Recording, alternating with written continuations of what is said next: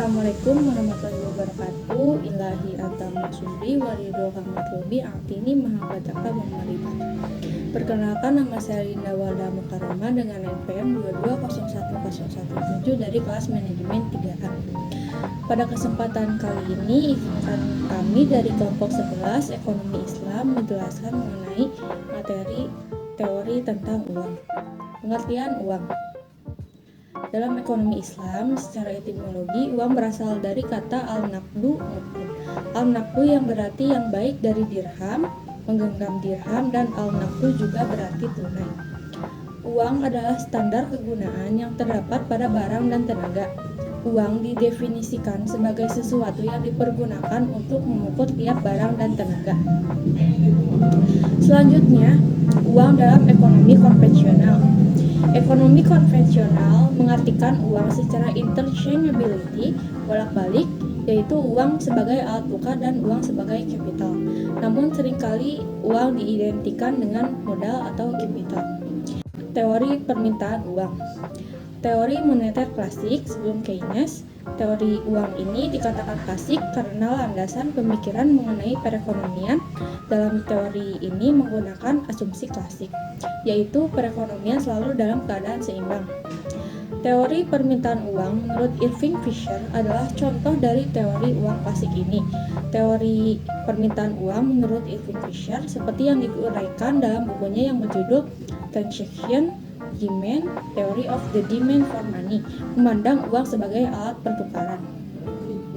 Yang kedua, teori permintaan Keynes. Dalam bukunya The General Theory of Employment, Interest and Money, Keynes menyatakan bahwa mekanisme pasar tidak dapat secara otomatis menjamin adanya full employment dalam perekonomian, perlu adanya campur tangan pemerintah dalam hal ini. Teori keuangan yang dikemukakan Keynes pada umumnya menerangkan tiga hal utama, yaitu tujuan-tujuan masyarakat untuk meminta menggunakan uang, faktor-faktor yang menentukan tingkat bunga, dan efek perubahan penawaran uang terhadap kegiatan ekonomi negara. Nah, materi selanjutnya akan disampaikan oleh rekan saya Yoga. Sekarang saya akan melanjutkan materi, yaitu teori permintaan setelah Keynes. Salah satu teori permintaan setelah Keynes yaitu teori yang dikemukakan oleh Baumol yang menyatakan bahwa adanya lembaga keuangan yang memberikan bunga akan menyebabkan orang yang memegang uang tunai akan mengalami kerugian yang disebut opportunity cost, di mana ia akan kehilangan kesempatan untuk mendapat bunga dari pendapatannya. Lanjut, saya akan menjelaskan uang dalam ekonomi Islam. Menurut konsep Islam, uang adalah flow konsep.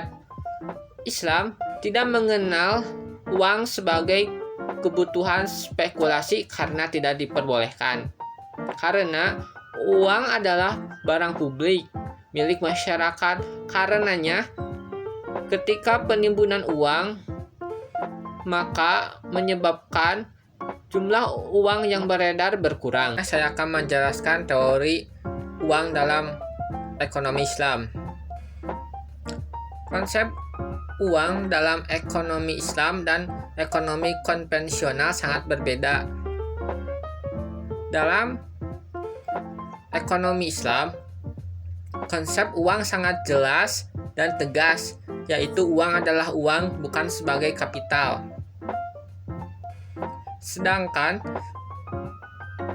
menurut perspektif ekonomi konvensional, uang adalah interchangeability atau bolak-balik, yaitu uang adalah uang dan sebagai kapital.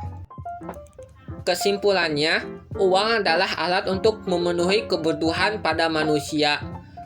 Pada awal peradaban, mata uang logam sudah menjadi alat untuk pembayaran dan kemudian disempurnakan oleh uang kertas.